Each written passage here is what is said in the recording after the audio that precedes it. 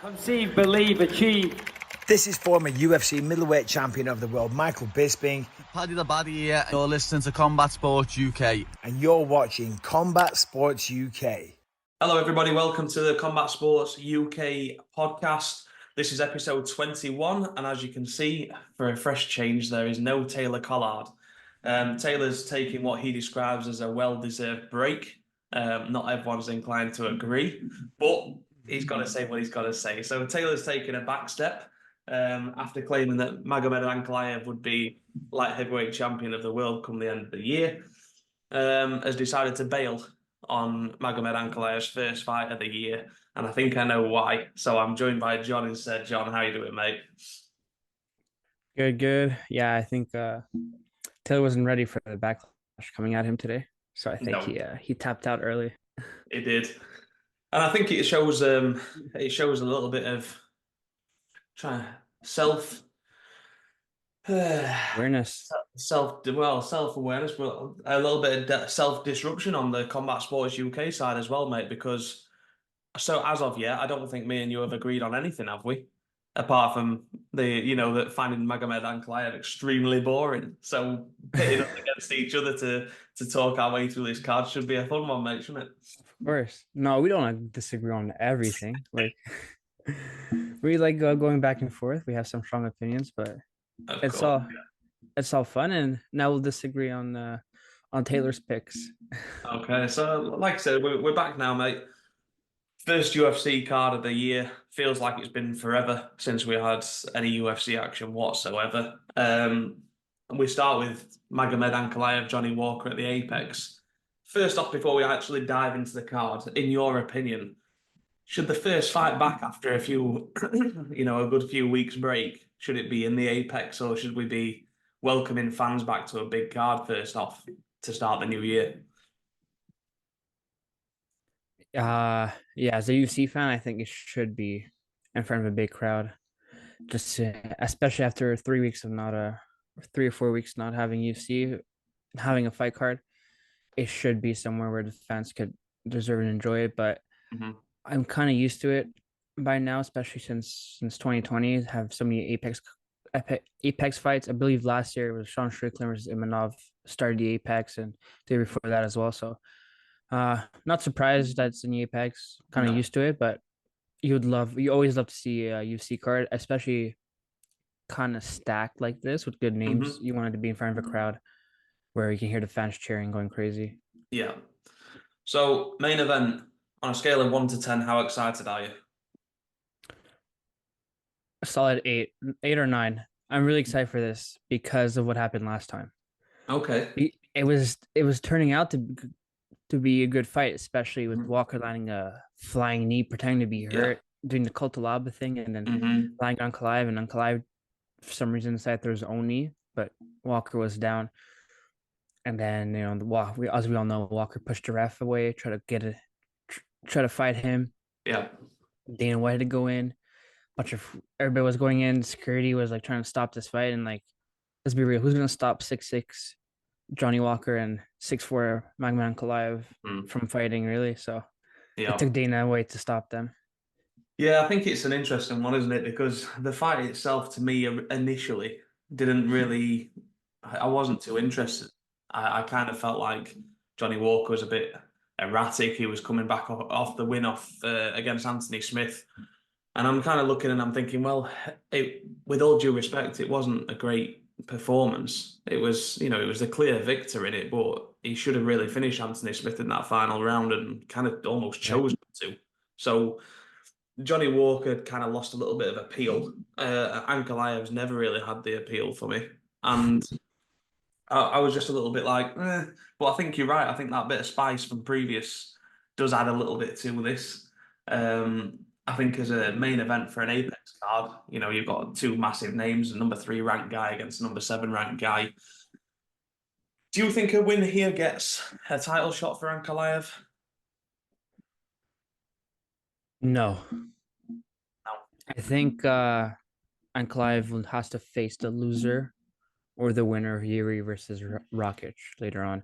I just think Ankalaev is on this like weird streak of like, so he beat an old man Santos. Mm-hmm. Sure. He beat Smith because Smith got an injury. So that was a weird victory. Then he got a title shot versus he got a weird title shot because Yuri got that shoulder surgery. Yeah. Glover didn't want to face Ankalaev on short notice, so he fought Jan Blachowicz, and it was a split draw. So nobody won that. Then he faces Walker, and there's a no contest. So he has two. He has a draw and a no contest and a win by injury because in his last three fights. So he has a weird streak. No Mm-hmm. big names on there, like nobody in the top five. So I believe since he's in the top five, defend that top five ranking. And then once you defeat somebody else in the top five, then you can get a title shot. I think his problem is it's how he's been defeated them as well, isn't it? There's been a level of dominance as such, but he hasn't been going out making statements necessarily. You could argue that statement-wise, Johnny Walker's made some bigger statements, as silly as it may sound. But when you look through just to stay on Ankalaev because it is an interesting topic because he kind of came into the organization, people watching him, there was a big hype around him. He's the next guy. He's this. He's that. He's whatever else. Falls straight into a defeat to Paul Craig. We've spoke about it before. That can happen. Paul Craig can catch anybody. And he was winning the fight handily. So got that with Paul Craig. You move straight into a knockout win. You win again. Then you've got the events with Kutalaba. Finishes that one off. Gets it the KO there. Goes in and wins a decision against Nikita Krylov. Nice win. Not too exciting, but a nice win. Yep. Then you've got a decision win again against Ozemir. Yep. You've got a decision win against Thiago Santos. You've got the Anthony Smith injury, like you said. You've got probably one of the worst fights you'll see in Jan Blachowicz and Magomed Ankalaev there, but the draw. And then you've got the no contest with Johnny Walker. Especially for a title shot. Kind of started bad, went uphill, and then has just flatlined a little bit for me. And Yeah. just kind of lost pace. His career's lost momentum. It's as silly as it sounds. It is a complete contrast. Johnny Walker came into the organization, knocked out Khalil Roundtree, which nowadays is looking like it looks way better. Yeah. exceptionally well. Gets another knockout win, and another one against Serkinov. Then runs into Corey Anderson and gets caught. Corey Anderson puts him away. Goes straight back in against Nikita Krylov and gets beat on a points decision. Okay, no real shame in that. Knocks out Ryan Spann. Loses again to Thiago Santos over points. It can happen. Yeah, sure. Yeah. Shouldn't at that stage, but it happens. Then gets absolutely murdered by Jamal Hill. And, laid down, stood up. And then he goes in, beats Kutalaba by submission, beats Paul Craig by knockout, beats Anthony Smith unflatteringly last time out, and then obviously, the Ankalaev Walker fight. It's hard to even assess it as a fight, but it's just like Johnny Walker's almost got that bit more. It's not just a name, but it's how you win fights. And Ankalaev's just not been doing enough to keep that trajectory going. And Johnny Walker's kind of gone down, up, down, up, down, up. But you feel like there's been more of a ride.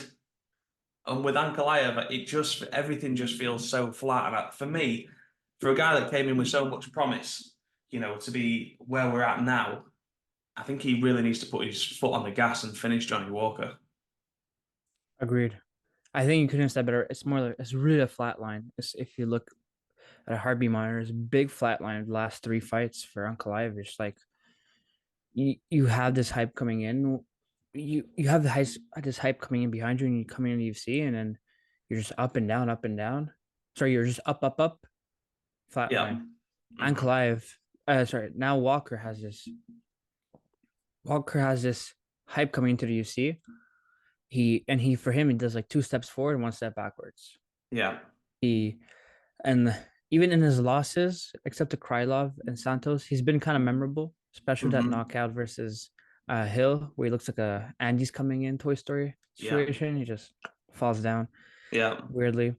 But whoever has more momentum going to this fight, I would say is Walker.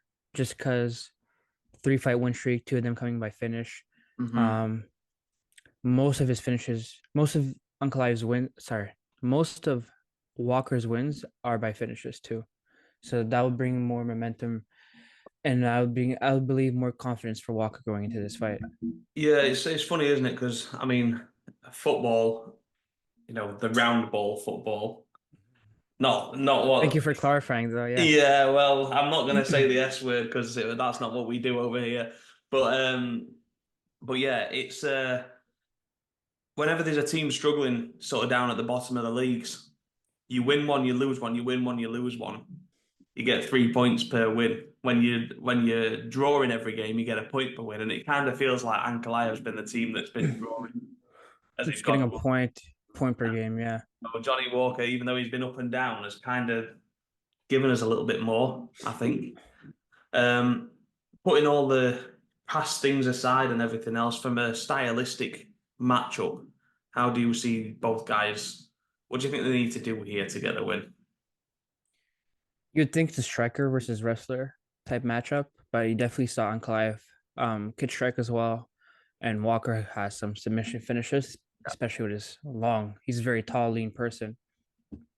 Um, I think the obvious thing here for Walker is keep it on the outside, try to strike from the outside, get the leg kicks going, because he did see Ankalaev struggled with Jan Blachowicz with the leg kicks, and then try to surprise him with some when you close in and get some shots, like you landed a big knee. He landed a big knee in his over 30-second fight versus Ankalaev when they did fight. You can see he could surprise Ankalaev as well. You can't let Ankalaev get comfortable and try to shoot on you and get the wrestling going, especially Walker was 6'6", but like he is 6'6", so he could be an awkward body for Ankalaev to keep down and try to get up. And Walker has good jiu-jitsu, so he could surprise Ankalaev, especially with what Paul Craig did. Last minute triangle. Mhm. Not saying his Walker's jiu-jitsu is as good, but you could definitely surprise. So keep it on the outside. For Walker, keep it on the outside. Hit him with the strikes, and then try to land some big shots when you're inside and come right back out. Ankalaev has to close the distance, obviously. Get in some short shots and get your wrestling going, because that's the only thing that shows you have success and dominance in the UFC. Mm-hmm. I think the thing for Ankalaev is, like you said, you've got to be careful on the outside and try and get up close to Johnny Walker nice and early, impose the wrestling and take it from there. I think it's a relatively straightforward game plan, and I actually think it's the same for Johnny Walker, game plan wise, as far as it being straightforward. For me, Johnny Walker has to do the same thing to win as what he will have to do to lose, which is to be reckless.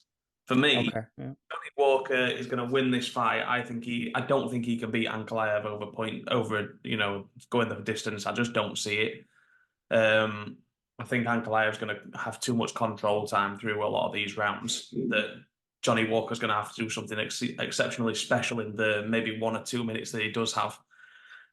So for me, I think Johnny Walker has to be reckless. Obviously, the downside to that is, as kind of happened in the previous fight, he flew the flying knee and then Ankalaev was all over him. But the same way he lands the knee, that fight might be over. So that's what Johnny Walker, his strengths in this fight are going to be his weaknesses, and his weaknesses are going to be his strengths. It's just he's kind of got to gamble and hope it goes his way a little bit, I think, just from a stylistic point of view, because he's a massive guy. He lands big shots. He's very athletic. He's a freak of nature when it comes to his athleticism. So for Johnny Walker, I think he's just going to take the risks, go in there and hope he lands, really. I don't think there needs to be a plan B.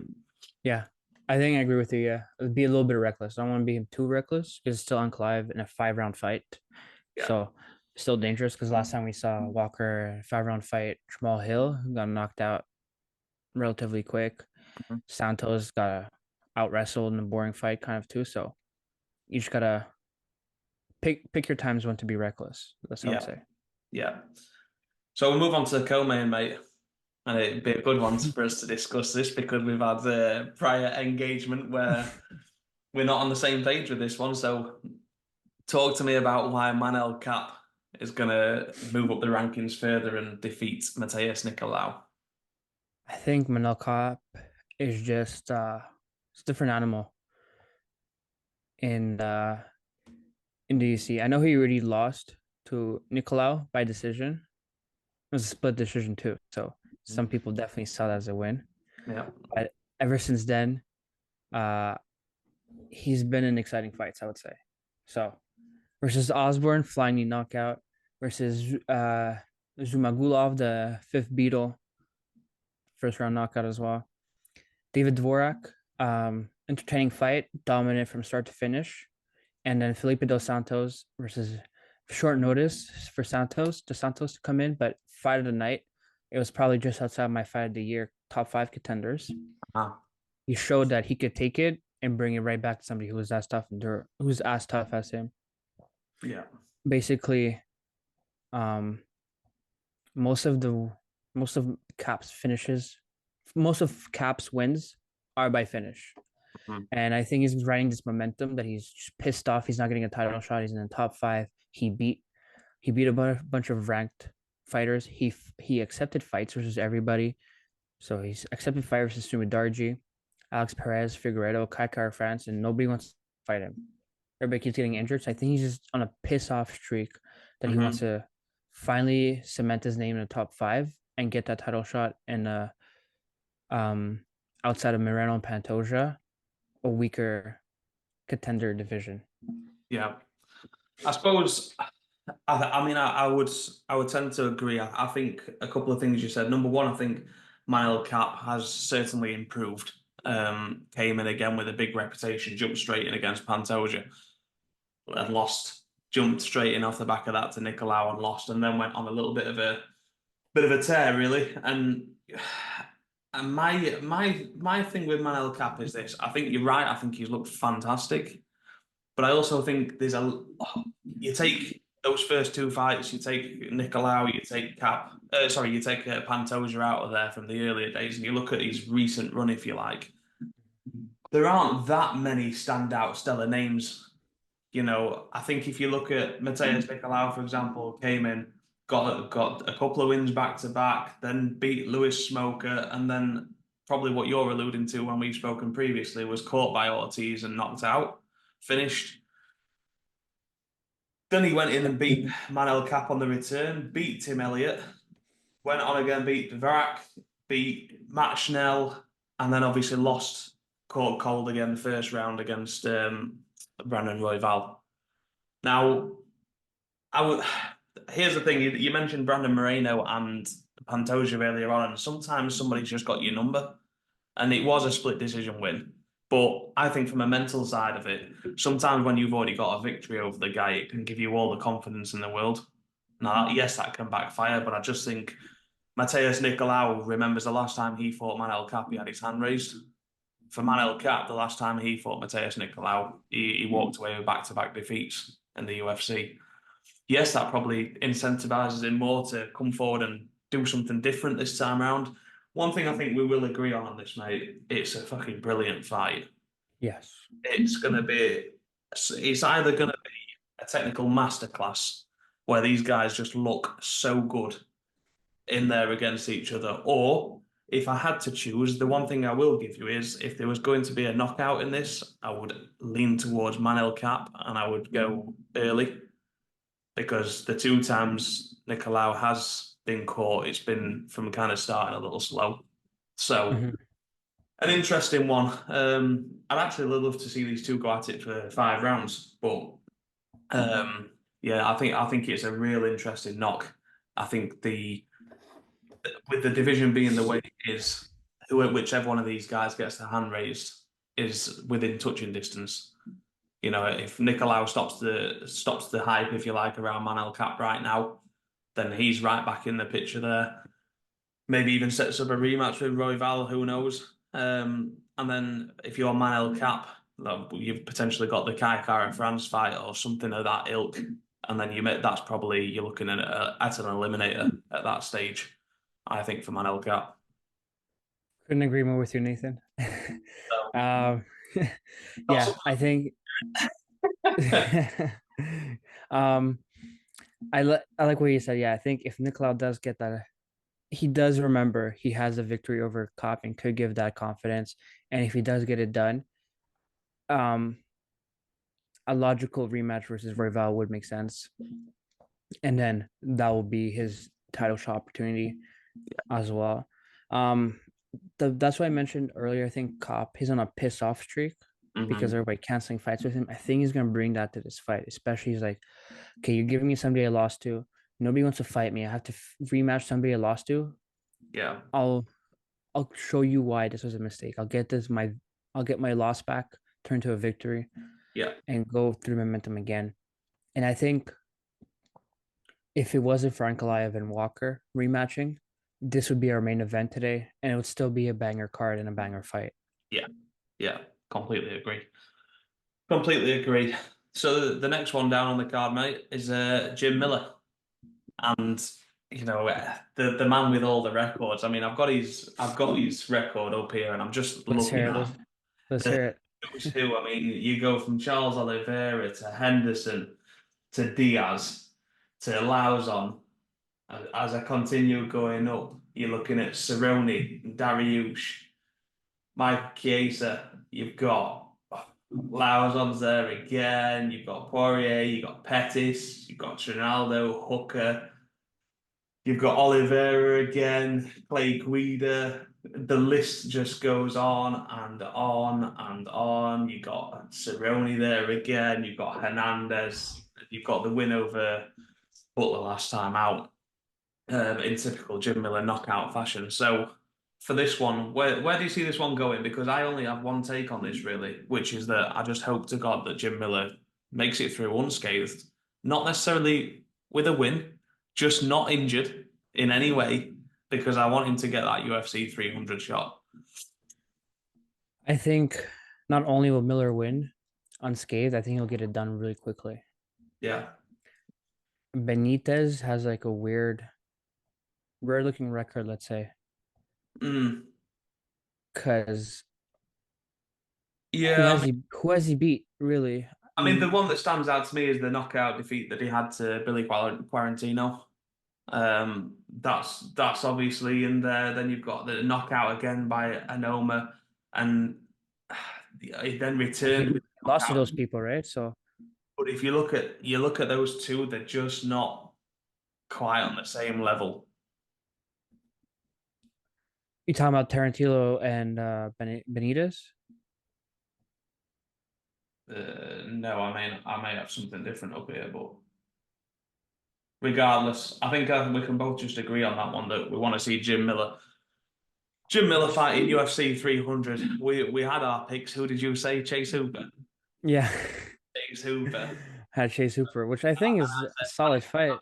Yeah, I think regardless, I'd love to see Jim Miller just walk out of this with a big knockout win and just stroll straight into UFC 300 with just I to add, think add something else to the resume. I think it's gonna happen. I think Benitez is a weird fighter. I don't think he's that good. Who is good against him, like Sadiq Yusuf or Tarantino, just loses to them. Mhm. So I don't think Jim Miller could be any different. Miller is coming off a momentum of a first round knockout as well in his Yeah. last fight. He Mhm. has a motivation of also fighting at UC 300. And how awesome would it be if you knock out somebody, you go on the mic and you call out Dana White to put you on UC 300? So I think they'll it'll make big strides for Jim Miller to make Yeah, that happen. yeah, definitely. The next one, mate, I'm exceptionally excited about actually. I'd be interested to see your take because we've got Simone against Bautista. Thoughts on that as a matchup? Um, I'll be honest, I'm not too big of a fan of Ricky Simone. Really? Yeah, I think he's more like a placeholder. He's like somebody just to throw in the bantamweight division if they don't have a fight. Ricky Simon will fight, Yeah. but Bautista, he's an interesting guy.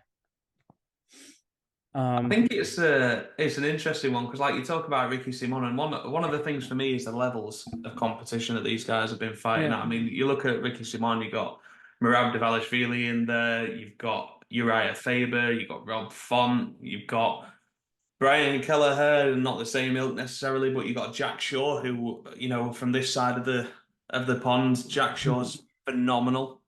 I had an off night, got caught with by Ricky Simon, but Yeah. he's a phenomenal talent. And then obviously lost last time out by knockout to Song. So I think Ricky Simon's fought at a certain level. I think the thing for Bautista though, like I said, he lost the one to Sandhagen. But you look at his last what 3, 4, 5, 6. He's on a tear, Yeah. 5 fight win streak. and he's looked good. And I saw him the last time out against Blackshear, and I thought he looked pretty decent. I'm not sure of whether that level can transcend, but I suppose this is like you said. This is the kind of fight you find out. Are you good enough to step up and beat Ricky Simon? If you are, well, Yeah. maybe we're onto something here. If you're not, go back to the drawing board a little bit. Just the fight to will let you know if you can move up that rankings being passed at 15-10 and go into the 10-5. Mhm. And Ricky Simon has actually been around that 10, 15-10, sorry, for 10-5, 15-10 for long sometimes. Yeah. I don't quite remember if he was lower between 10-5. Mhm. But you'll find out this fight.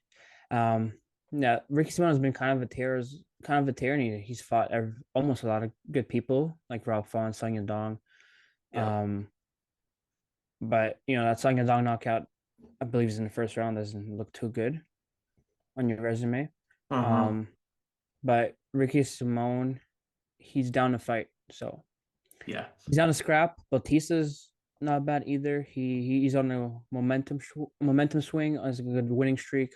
Mhm. Lost once in his past like 1, 2, 3, 4, 5, 6, 7, 8 fights. Yeah. So you Yeah. hope the streak continues for him. I mean, one thing I Personally, should have spoken about really on the 2024 review or preview or whatever you want to call it podcast for looking forward at the year is that I think the rankings will change this year, not 1 to 15, what have you, anything like that. And I'm not talking about simple moves. I'm just talking like a massive shift. I think come the end of this year, the top 15s in most of the divisions will look entirely different than what it does now. I think we'll have a yeah, lot of names in there. I think there'll be a lot of the old guard kind of moving on, whether that's retirement or taking defeats or whatever it might be. We've seen the Tigers, but like Tony Ferguson's gone straight out of the rankings and disappeared into no man's land. But I think we'll see. I think we'll see more of that. I'll be honest. Even just silly things like I'm not saying this is one of them, but you got Dustin Poirier, you got Benoit Saint Denis.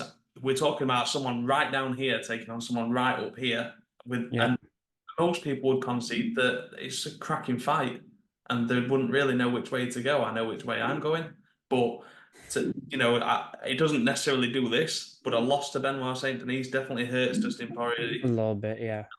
Well, a good example would be Sean O'Malley. They're just phenomenal. A good example would be Sean O'Malley versus Peter Yan. Yeah. Because Sean O'Malley was ranked 13, just got into the rankings. Yan was number 1 or 2. And look where's at Jan now? 7, I mean, 8, is maybe. is he even fighting? I know he's fighting a dong, but like 5 fight losing streak, lost to everybody, Yeah. thrown their Just way, goes to and show, doesn't it?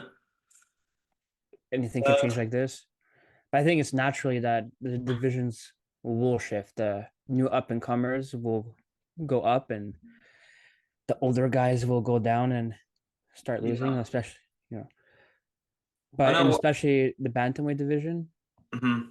something's happening. So O'Malley, the champion, Sterling moving up, Marab waiting for his title shot, Yeah. Cejudo semi-retired, probably gonna go again. So we'll What you mean see. the 2024 champ?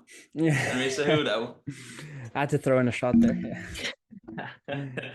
But yeah, I mean, just jumping back to this card, mate. I mean, Yeah. Phil Hawes will be happy that Daniel Cormier won't be in attendance. Was he not? Well, I'm assuming no, it's the Apex, isn't it? You not normally get DC at the Apex, but um, Phil Hawes, Bruno Ferreira, interesting fight. Just looking at the odds here, they've got it relatively close. I mean, what you can say about both men is that they can both be clipped.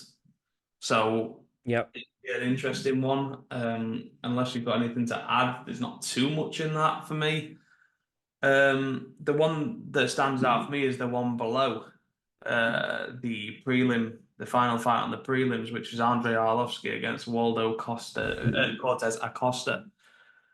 Before I go and give you an opinion that you're going to completely disagree with, what's your thoughts on this fight? I'm assuming you'll say the opposite of what I'll say, but I think it should be an easy fight for Waldo Cortez Acosta. I think Arlovsky he's old. I don't know. He's just old, and he just I think he's just there for a paycheck, like, and UFC just likes him. He's like, I'll just throw in. When was the last time he hasn't fought at Apex? So Yeah, no, I mean, he is kind of almost a gatekeeper to find out whether you've got any potential in the UFC. It's like, here's a name, go and build off that. But here's my sort of contrasting opinion, is that Cortez Acosta's got the one knockout came in his last fight. Other than that, it's been points decision wins against, not the greatest of competitors. De Lima's obviously probably one of the standout names on there.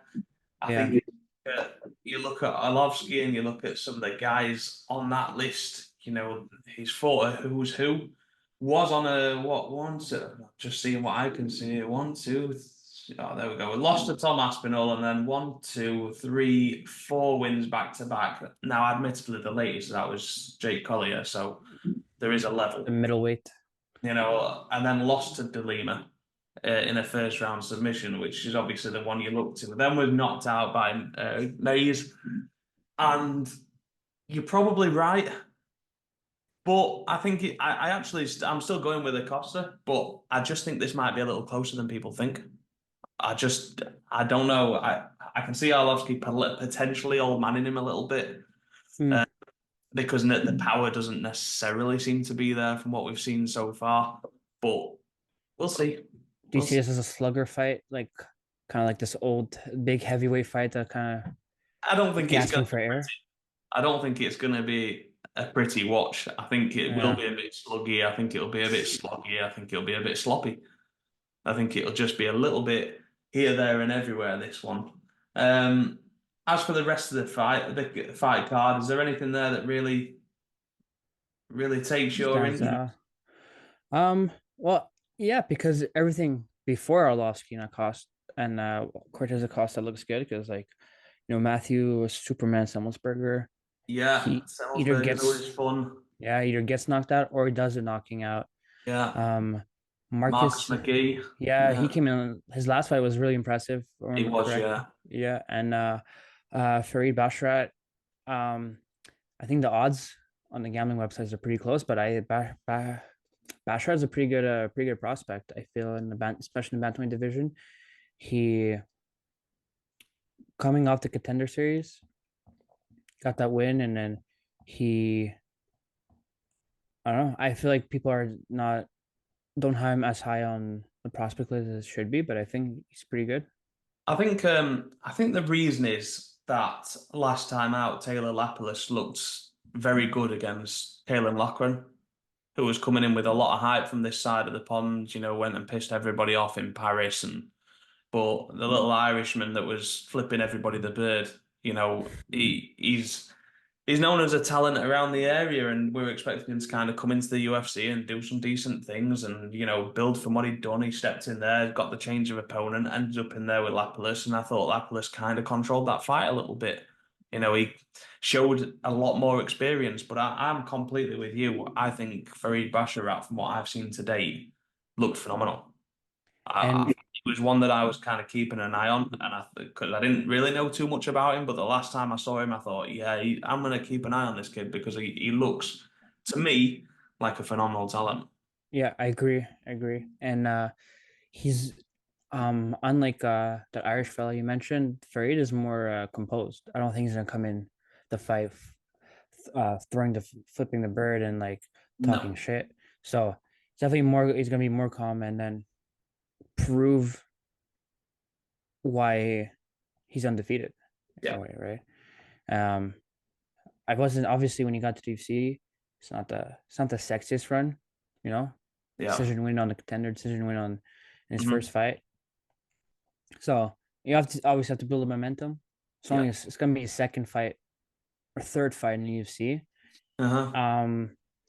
And Laplace is not a easy man to fight, so No. it's a challenge, and you could build off momentum from there. And look, and you know how I keep saying the tournament, UFC tournament style, Yeah. they like to do that. There's bantamweights talked about Ricky Simone Yeah. fighting be after him, so it could Yeah. be something we could see. Definitely. I mean, like I said, we spoke kind of before we went live on here, but as an Apex card, it's pretty decent, mate, isn't it? I mean, there's a few matchups on there. I mean, I'm just looking, trying to pick the ones that stand out. I mean, Waldo Cortez Acosta's a -600 favorite. So huge favorite against Andrei Arlovsky. Yeah, Weston Wilson's on there. He's a -750 against Gene Silver, who I'd never heard that's of. interesting. There's no picture. There's nothing like that. And Weston Wilson, I think was he knocked out last time? Was Weston Wilson knocked out last time? Yeah, he was knocked out by Brito. Weston Wilson on his Yeah, UFC. yeah. So it's an interesting one, really. But UFC debut. as a card, I think it's an interesting card. I think there's plenty of close competitive knocks on there. But, as a first card back, it's not bad. Would be nice to have a bigger card in front of fans, but at the same time, the UFC's back. I think they're saving it for UFC 27, so that's why. So Looks like they're saving it for UFC 300, looking at what's going on. that's true. That's true. That too. I mean, I think 299 is looking insane at the minute. For what we've actually got confirmed fights for, 299 is looking like the card of the year. I think for the preview for 299 is going to be at least 3 hours long. Yeah, because that's kind of insane. The problem is you're looking 5-6 cards down, and there's just so much 5-6 fights down, and you could talk about it like it's the main event. So yeah, I don't know what order they're going to put it in. I was trying to debate with my friend the other day about that. Like, obviously you have main event, and then we don't know from co-main to the feature prelim, even 2 fights into the prelims, you don't know who's going to stack up where, because like MVP, you want to see him on the main card for sure, but then yeah, you're gonna put ranked heavyweights, Blades Almeida in prelims, so it's really interesting. Yeah, definitely. Well, this is the first preview show of the year. Oh yeah, and Jon and I will be back to do the review show following a nice early morning Apex card for me. It probably starts around 12 p.m, probably ends about 5 a.m. So really, yeah, nice that it's not a long slog. I keep seeing the memes of it's tough being an MMA fan in the UK now. I'm kind of seeing it from you and Taylor, so I feel bad a little bit honestly, sometimes. it's insane. I mean, just looking quickly on here before we kind of cut off. This card is scheduled for. It starts at midnight, the main card, which isn't too bad actually, because normally the prelims start about midnight, but it's a 9 p.m. start, so it's not bad actually. I was two off the mark there, just expecting the worst. But on that note, we are going to leave it there. Jon, thanks for jumping on with me, mate. We didn't disagree too much over there. Taylor will be back at some point, but we'll catch you on the next pod. So thanks, everybody. See you next. See you.